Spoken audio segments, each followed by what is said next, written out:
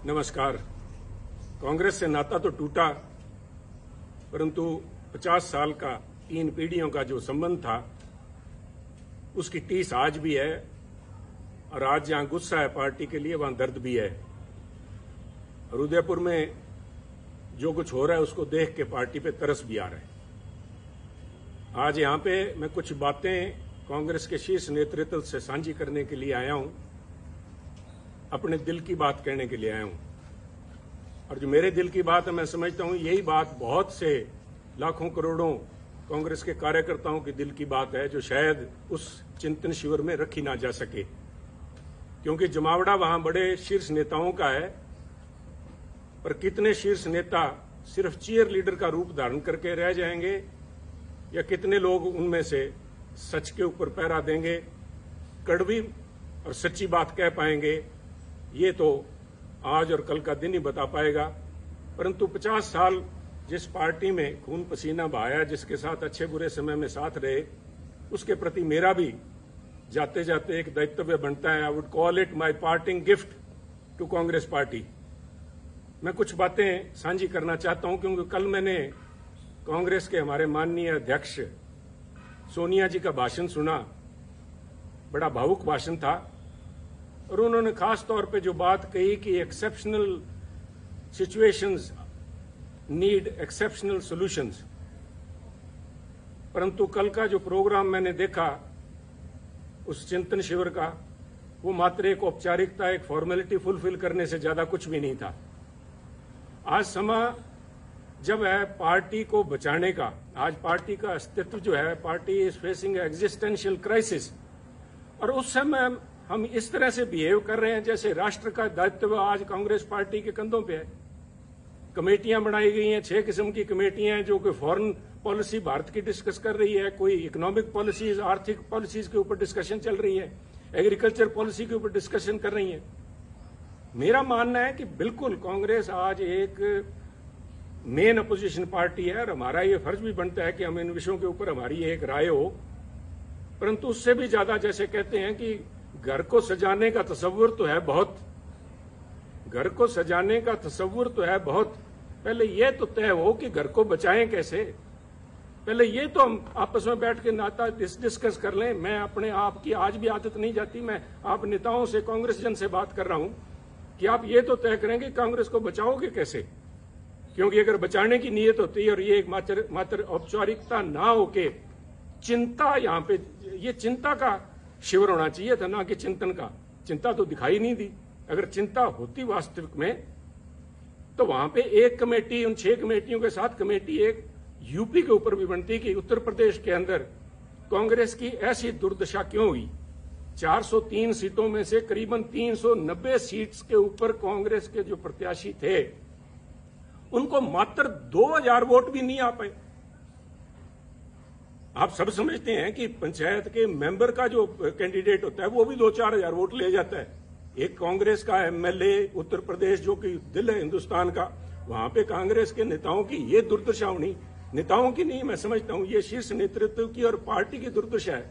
उसके ऊपर कोई कमेटी बनी, क्या उस पर कोई विचार करेगा? कल कोई अजय जी, जो लालू जी हमारे, अजय लालू जी हमारे प्रधान है, क्या वो बात करेंगे, साझा करेंगे क्या कारण रहे, क्या कमी है, उनको सुधारने का प्रयास किया जाएगा। इसी तरह चाहे गोवा है, चाहे मणिपुर है, क्यों आज क्या हालात, इस किस्म के बाद चर्चा तो ये होनी चाहिए थी कि पूरा north east, all the 7 sister states जो हैं, हम सारी हाथ से खोए बैठे हैं। क्या कारण हुआ? गोवा में तो बड़ी भारी एंटी इनकम्बेंसी थी सरकार की। चर्चा ये भी थी कि सरकार बनने के चांसेस है, परंतु हम कहीं भी नहीं ठहर पाए। और उत्तराखंड की बात कीजिए, और उत्तराखंड की तो मैं स्पेशली बात करना चाहूंगा कि 2 सूबे प्रांत ऐसे थे जिनकी बातचीत हो रही थी कि उत्तराखंड और पंजाब के अंदर कांग्रेस बहुत ही अच्छा प्रदर्शन करेगी और दोनों में सरकार कांग्रेस की बनेगी। फिर क्या हुआ?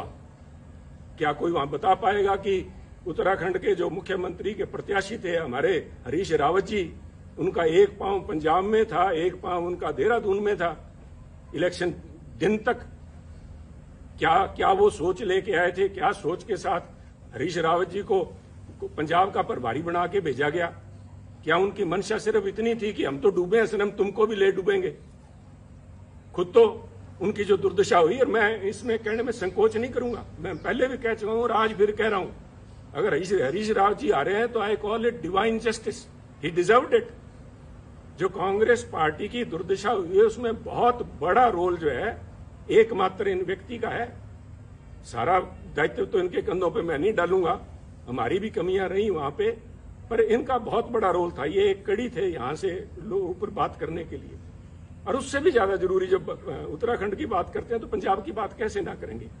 मैं पंजाब की बात के ऊपर कुछ समय लूंगा। मैं आपसे धैर्य की अपेक्षा करता हूं कि कृपया थोड़ा धैर्य रखें, क्योंकि पंजाब का मुद्दा सिर्फ वहां पे सरकार बनने ना बनने तक सीमित नहीं है। बहुत ही एक आधारभूत मुद्दा है जो पंजाब से जुड़ा हुआ है। पंजाब में जो घटनाएं वापरी हैं और जिस वजह से वहां पे पार्टी की जो दुर्गत हुई है पंजाब में, उसकी समस्याएं जो हैं उनके दूरगामी और आधारभूत उसका प्रभाव पड़ेगा। एक बात मैं मानता हूं कि देश जो है, भारतवर्ष जो है, एक सेकुलर देश है, और उस भारतवर्ष के अंदर अगर सबसे कोई सेकुलर प्रांत है तो मुझे इस बात का गर्व है कि वो पंजाब है। और पंजाब ने बार बार ये दर्शाया है, यहां तक कि 25,000 पंजाबियों ने कुर्बानी दे के भी, आतंकवाद के उन काले दिनों में 25,000 पंजाबियों की कुर्बानियां हुई, परंतु वहां आपसी भाईचारे और सेकुलरिज्म के ऊपर आंच भी नहीं आई। परंतु आज एक छोटी सोच का व्यक्ति, छोटी सोच का सो कॉल्ड लीडर, छोटी सोच का एक छोटा नेता जो बड़े पदों पे आसीन है, उसकी जुबान ने वो करने का प्रयास किया जो आतंकवाद के काले दिनों के अंदर AK-47 की गोलियां भी नहीं कर पाई। ये तो पंजाबियों को मैं दाद देता हूं कि उन्होंने फिर से मौका संभाला। और आप देखिए, जीता जाता सबूत देखिए। अगर किसी को इस बात के परिणाम की, इसको प्रूफ की जरूरत है, तो वो देखिए कि इस इलेक्शंस के अंदर जिसके नतीजे 10 मार्च को भी आए हैं, अगर धर्म की बात करें, सिखों ने, जो सिखों की पंथक पार्टी अकाली दल, उसको वोट नहीं डाला। हिंदुओं ने बीजेपी को वोट नहीं डाला, और SC भाईचारे ने, हमारे दलित भाइयों ने कांग्रेस को वोट नहीं डाला। पंजाबियों ने एक सिख के तौर पे, एक हिंदू के तौर पे, एक दलित के तौर पे, क्रिश्चियन या मुस्लिम के तौर पे नहीं, उन्होंने पंजाबी के तौर पे वोट डाला। और इस सारे आडंबर को ढा के उन्होंने एक आस और उम्मीद को वोट डाला, एक रंगले पंजाब की आस, एक बेहतर फ्यूचर, बेहतर भविष्य की आस में उन्होंने वोट डाला। वो आस कितने हद तक पूरी होती है तो समय बताएगा, परंतु पंजाबियों को ये दाद देनी होगी कि उन्होंने ये काली नजर जो हमारे कांग्रेसी नेता जो लगा रहे थे, जो हिंदू, सिख या दूसरे भाईचारों के अंदर जहर का बीज जिन्होंने बोया, मैं तो आज इस माध्यम से खासतौर पे कांग्रेस अध्यक्षा सोनिया जी से निवेदन करूंगा, मेरी हाथ जोड़ के करबद्ध प्रार्थना है, सोनिया जी, राजनीति सारे देश में कर लीजिएगा, परंतु पंजाब को बख्शिए। पंजाब ने बहुत काले दिन देखे हैं। पंजाब में अगर पंजाब को परसेंटेज के प्रिज्म से नहीं देख सकते आप, पंजाब को 33% अमुक कौम है, 40% अमुक कौम है, बाकी बचते नॉन सिख हैं या किस खाते में डाल रहे हैं, कृपया करके बख्शिए पंजाब को। पंजाब एक है। ये जो बात जिन लोगों ने, आपके जो नेता, आपकी सलाहकार है, मैं नाम भी लूंगा क्योंकि आज वो उन्हीं के चलते सारा बखेड़ा खड़ा हुआ है कि आज मेरे को इस चैनल पे के माध्यम से आपसे बात करने की जरूरत पड़ रही है। अंबिका सोनी जी के एक जबान ने, मैं समझता हूं, ना सिर्फ कांग्रेस को, तो कांग्रेस का तो बंटा उन्होंने बेड़ा डुबाया, परंतु उन्होंने पंजाब के माथे पे कलंक लगाया, सिखों के माथे पे कलंक लगाया, सिक्खी के माथे पे कलंक लगाया। उन्होंने हिंदुओं को बदनाम किया, हिंदुओं को निरादर किया। क्या ऐसे नेता का कांग्रेस में बने रहने का कोई हक है, कोई औचित्य है? अगर औचित्य है तो मैं आपसे निवेदन करूंगा कि आज के समागम के अंदर जब उदयपुर में वो बैठी हैं और आपके साथ मंच पे बराबर बैठी हैं, तो उनसे निवेदन करें कि उठ के वो बताएं कि Punjab, what is Sikhism, Sikhism है क्या, जिसको उन्होंने इतना बड़ा दोष लगा दिया। This is nothing. उनका ये बयान कि पंजाब के अंदर अगर हिंदू मुख्यमंत्री बनता है तो पंजाब में आग लग जाएगी, इसका मायना ये हुआ कि जो सारे सिख हैं, सारे पंजाबी भाईचारा है, वो हिंदुओं के खिलाफ डांगे लेके घूम रहा है। हिंदू सिख भाईचारे के अंदर दरार डालने की ये जो कोशिश, खुद आपकी सलाहकारा अंबिका सोनी जी और उनके जो कुछ चंद चेले जो हैं, जो पंजाब के अंदर बैठे थे जिस समय ये फैसला हो रहा था, 4-5 जो यहाँ थे, और वो 4-5 मोस्टली आज वहां आए हुए हैं आपके पास वक्ता के तौर पे, उनको बेनकाब करना जरूरी है। उन्होंने कहा था कि अगर हिंदू बन गया पंजाब में मुख्यमंत्री तो पंजाब में आग लग जाएगी। Is this some pre planned way of vilification of Sikhs? Are you trying to vilify a whole community? कि वो इतने इनटॉलरेंट है, उनके अंदर ये सहनशीलता ही नहीं है कि किसी और को बनता देख सके। और इनकी अंबिका जी की बात में अगर कहीं सच्चाई होती तो मैं समझता हूं कि अकाल तख्त के जत्थेदार साहब ने जिस दिन इनका बयान आया उसी दिन उन्होंने कहा, अकाल तख्त साहब का वो बयान मैं समझता हूं स्वर्णिम अक्षरों में दिखा जाने वाला है कि पंजाब के अंदर हिंदू सिख होना कोई मायने नहीं रखता। सोनिया जी, मैं आपसे निवेदन करना चाहूंगा, अकाल तख्त कोई छोटा मोटा जगह नहीं है, is a temporal seat of Sikhism. यहां पे महाराजा रणजीत सिंह भी आके पेश हुए हैं। अगर उनके हेड ग्रंथी ये बात कहते हैं, वहां के जत्थेदार साहब कहते हैं, तो ये क्या ज्यादा सिखों के बारे में या पंजाब के बारे में जानते हैं? एक ऐसा लीडर, एक तरफ हम इल्जाम लगाते हैं आम आदमी पार्टी के ऊपर कि वो पंजाब का भला नहीं कर पाएंगे क्योंकि उनकी लीडरशिप दिल्ली से चलाती है, जिनको दिल्ली के बारे में ज्ञान नहीं। मुझे आम आदमी पार्टी का तो पूरा पता नहीं, परंतु सोनिया जी, पंजाब कांग्रेस का बेड़ा गर्क दिल्ली में बैठे उन नेताओं ने किया है जिनको पंजाब का, पंजाबियत का, सिक्खी का बिल्कुल पता नहीं। सरबत दा भला गुरु महाराज का मूल मंत्र। I am not a Sikh scholar, परंतु मैं अपने आप पे गर्व है कि मैं पंजाबी हूं। मुझे इस बात का मान है कि गुरु महाराज ने जो मूल मंत्र दिया था वो था, मानस की जात सब एको पहचान में, सरबत दा भला, यूनिवर्सल ब्रदरहुड। कौन सी लैंग्वेज समझाऊं मैं इनको, अंबिका जी को? कौन सी लैंग्वेज में ये बता पाएंगे, जवाब दे पाएंगे? और इनके जो पिछ लगू वहां पे बैठे हैं, उनसे मैं निवेदन करूंगा कि वो खड़े होकर वहां पे मंच पे बताएं कि किस वजह से पंजाब को बदनाम किया, पंजाबियों को बदनाम किया गया। और ये सोनिया जी, मैं बार बार इस बात पे जोर दे रहा हूं क्योंकि ये हमारी विचारधारा से जुड़ा हुआ मुद्दा है। इसका प्रभाव सिर्फ पंजाब तक सीमित नहीं रहेगा। ये तो आप मान के ले लीजिए कि जब तक इन लोगों से आप पीछा नहीं छुड़ाएंगे तब तक कम से कम पंजाब में कांग्रेस के पांव नहीं लग पाएंगे। ये आप एक मेरी भविष्यवाणी लिख लीजिए, चाहे नोट कर लीजिए मेरी तरफ से। परंतु ये मसला पंजाब तक सीमित नहीं रहेगा। This itself shows fundamental problem which is Congress is facing today. आप अपनी चाल ही भूल गए। आप अपने आप को, आप पे इल्जाम लगते हैं कांग्रेस पार्टी के ऊपर सूडो सेकुलरिज्म के, कभी सॉफ्ट हिंदुत्व के, और कभी इस किस्म के बयान आ जाते हैं जिनको कुछ लोग कहेंगे मेजोरिटेरियन एक्सट्रीम लिए बैठे हैं आप। इन बातों का आपके ऊपर जो प्रभाव पड़ेगा वो मैं समझता हूं। आप इन सारे जो इल्जाम लगते हैं आप इनको तस्दीक कर रहे हैं। ये लोग आपके पास मंच पे बैठे हैं, यू आर विटिंगली और अनविटिंगली एंडोर्सिंग देयर व्यू। ये कौन, मेरा गुनाह क्या था? जब ये अंबिका जी का बयान आया, इनके चेलों का बयान आया कि पंजाब में अगर हिंदू मुख्यमंत्री बनता है आग लग जाएगी, तो मैंने कहा ये सोच कांग्रेस की सोच नहीं है। ये सोच किसी एक, I said, a petty person, a small-minded person occupying high positions, and I meant your advisor, Ambika ji. Let me be honest with you. मेरे को फांसी लगानी है, लगाइए आप। मैं आज यहाँ सफाइयां देने के लिए नहीं आया आपके पास में। मैं तो आपको एक राय देने के लिए आया हूँ जो पंजाब की भावना आपके सामने रखना चाहता हूँ। अगर इन लोगों को आज आप भी अपने साथ बिठाए बैठे हैं पंजाब में, आप भूल जाइए पंजाब के बारे में।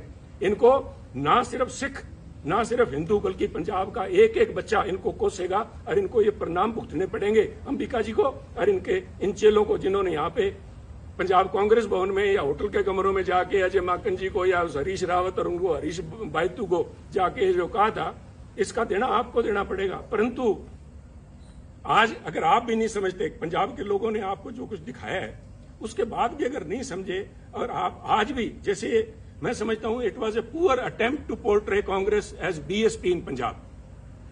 आपने निर्णय, राहुल जी ने लिया, बड़ा अच्छा निर्णय था, सबसे पहले स्वागत मैंने किया था, that he has broken a glass ceiling. पर जिस तरीके से उसको प्रस्तुत किया गया, तो लोगों ने कहा कि अगर हमने जात पात और जाति के आधार पर वोट डालना है तो हम नकली बीएसपी को वोट क्यों डालें, असली बीएसपी को क्यों नहीं डाल लेते? और वही मसला आपके साथ, चाहे आप जब सॉफ्ट हिंदुत्व की बात करते हैं, लोग कहेंगे अगर वोट ही धर्म के नाम पे डालना है तो फिर बीजेपी को क्यों ना डाले। ये नकली बीजेपी को क्यों डालें? साहब अपने वजूद पे रहिए। Don't this drift of your intellectual, you are losing the moorings, intellectual moorings. यही तो आपके पास सारा कुछ था। इसी विचारधारा के साथ तो लोग हमारे जैसे जुड़े थे। और आप में और दूसरों में फर्क क्या है, इसका कौन जवाब देगा? ये जवाब तो आपको ढूंढने पड़ेंगे। इसके लिए किसी सलाहकार की जरूरत नहीं पड़ेगी। इसके साथ ही पंजाब की जब मैं बात करूंगा, मैं नहीं चाहता था कि मैं अपनी बात करूं। मैं यहां सफाई, फिर से कह रहा हूं, मैं सफाई देने के लिए यहां नहीं आया। मैं अपने एक एक शब्द के ऊपर आज कायम हूं। मैंने जब आपको कहा था कि ये जो दिल्ली के अंदर आपके पास लोग बैठे हैं, आपको आंखें दिखा के और बाहर जाके कहते हैं समझौता हमसे करने का प्रयास कर रही है कांग्रेस अध्यक्षा, उन्होंने ना सिर्फ आपकी पद की गरिमा को ठेस लगाई बल्कि कांग्रेस की सोच को भी ठेस लगाई। मैं आज भी उस बात पे पहरा देता हूं। परंतु मैं इसलिए कह रहा हूं कि मुद्दा मुझे नोटिस दिया गया, सो कॉल्ड नोटिस, वो तो हमको कहें काफिर, ये अल्लाह की मर्जी है।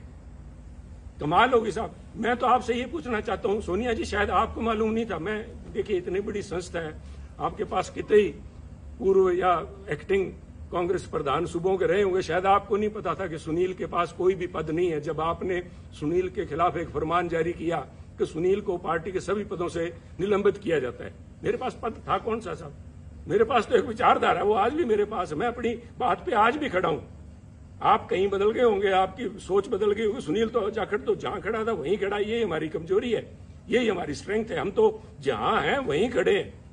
परंतु जिन्होंने, वो कहते हैं कि आपने संबंध विच्छेद नहीं किया सुनील जाखड़ से, आपने दिल तोड़ा है।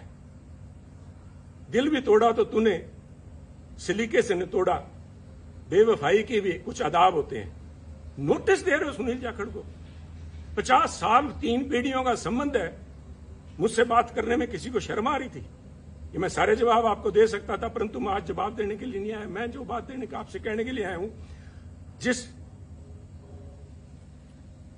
क्या कहूं मैं, मजाक कहूं या इसके ऊपर तरस आता है मुझे।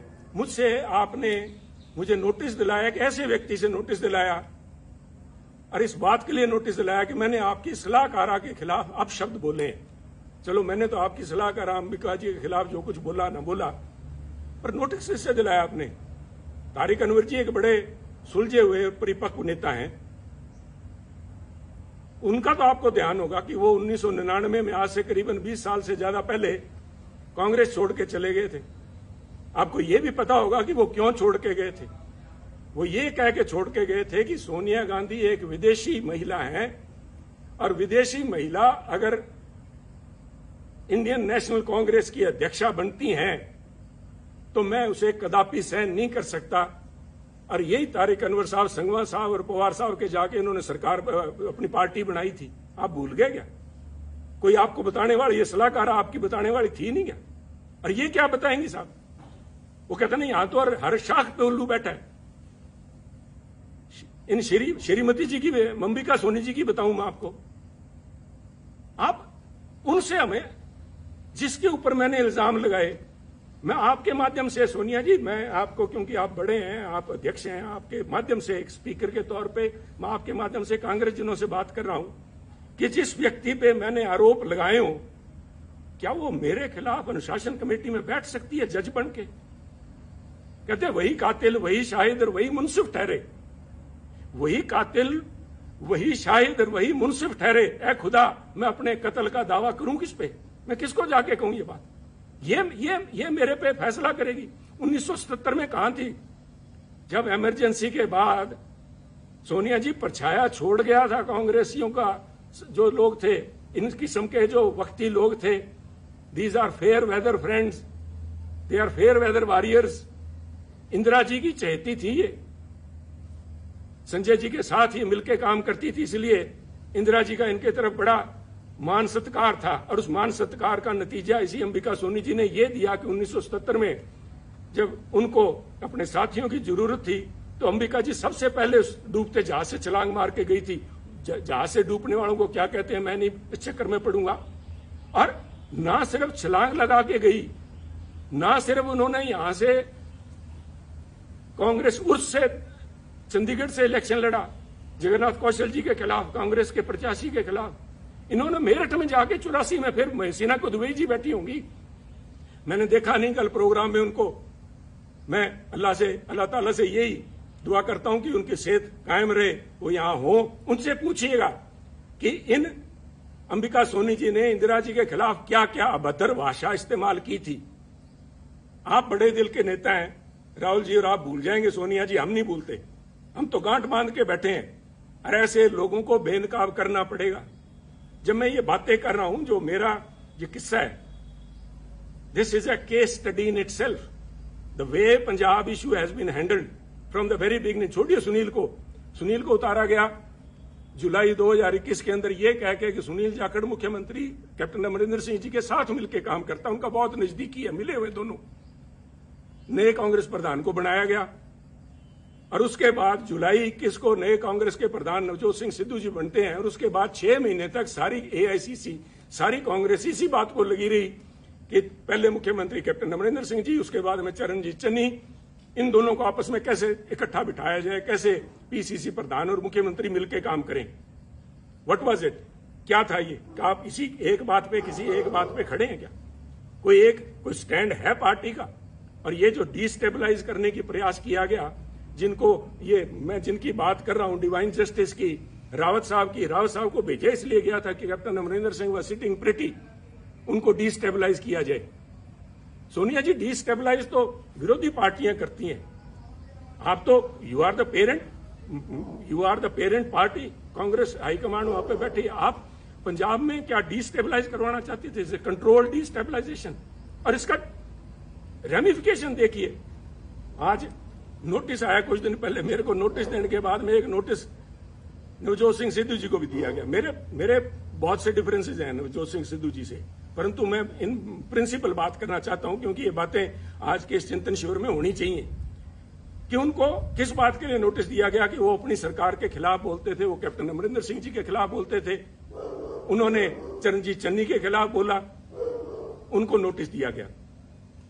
तो सब मेरा एक सवाल है, और मैं बड़ा उनका रिस्पेक्ट करता हूं अशोक गहलोत जी का। अशोक गहलोत जी, आपकी सरकार को डिस्टेबलाइज क्या सुनील जाखड़ ने कर रखा है क्या, जो सुनील को नोटिस दिया गया है? आपकी सरकार को नवजोत सिंह सिद्धू ने डिस्टेबलाइज कर रखा है क्या? सुनील जाखड़ तो शायद कैप्टन अमरिंदर सिंह से मिला हुआ था या नहीं था, वो तो ये खुद जानते हैं, क्योंकि एक एक बात का इनको ब्यौरा दिया हुआ था। मैं नहीं चाहता था कि कांग्रेस की लड़ाई सड़कों पर उतरे, परंतु ये इनका फैसला था। सिर माथे, मैंने उस माथे को कबूल किया, सिर माथे कबूल किया। परंतु नवजोत सिंह सिद्धू तो सिर्फ बोलते ही हैं, और आपके यहां तो गहलोत साहब हर 15वें दिन आपको बताना पड़ता है राजस्थान की जनता को कि मैं अभी मुख्यमंत्री रहूंगा। और जिन लोगों ने मानेसर में जाके महीना तक कैंप किए रखा, आपकी सरकार के ऊपर ही एनफोर्समेंट डायरेक्टरेट की रेड करवाई, वो तो आप अच्छे थे कि पंजाब वाले से हालात आपके साथ नहीं बने, आपके भांजे भतीजे के यहां 25-30 करोड़ रुपए नहीं मिले तो आप बच गए। उन लोगों को नोटिस नहीं जाना चाहिए? उन लोगों को तो कांग्रेस अध्यक्ष मंत्रणा के लिए बुलाते हैं। तो क्या एक संदेश दे रहे हैं? एक मन बनाना पड़ेगा, क्योंकि अगर सुनील ने खता की है और सुनील की वजह से अगर पंजाब में सरकार नहीं बन पाई, और जैसे कि आपके हरीश बायतू जी कह रहे हैं कि सुनील की वजह से, सुनील के बयानों की वजह से आसपास वाली स्टेट्स के अंदर भी कांग्रेस को नुकसान हुआ है, तो फिर सुनील को निकाला क्यों नहीं? मैं ये पूछना चाहता हूं। अगर आपने फैसला ले लिया, सुनील ने गलत किया, तो सुनील को निकाल के बाहर करो। एक संदेश जाना चाहिए। मेरा कहने के बाद आप फैसला लीजिए, आपको फैसला करना पड़ेगा। मेरा मानना है ये जो कुछ भी हो रहा है, ये चंद चापलूस लोग जिन्होंने घेर रखा है, वो सिर्फ चापलूस ही नहीं है। मैं मर्यादा से बाहर नहीं जाना चाहता, परंतु पहले इल्जाम लगा करते थे कि कांग्रेस के हर समय हर सरकार के अंदर एक कोटरी होती है, जिसे किचन कैबिनेट कह लो या कोई उनकी कोटरी, उनको विश्वास पात्र हैं जो अपनी नजदीकियों का फायदा उठाते हैं। परंतु मैं कांग्रेस साथियों को बताना चाहता हूं over a period of time, क्योंकि मैंने जो 20 साल के मेरे एक्टिव पॉलिटिक्स में देखा है, ये जो कोटरी थी, ये जो ग्रुप थे, ये गिरोह का रूप धारण कर चुके हैं। और मैं बड़ी गंभीरता से और बड़ी जिम्मेवारी से कह रहा हूं, गिरोह का शब्द मैंने इस्तेमाल किया है। ये जो बना के भेजे जाते हैं यहाँ पे, हमारे इंचार्जेस बना के भेजे जाते हैं, इतिहास गवाह है पंजाब का, मैं राजस्थान का या हरियाणा का तो बोल नहीं सकता, मैं पंजाब की बात करूंगा।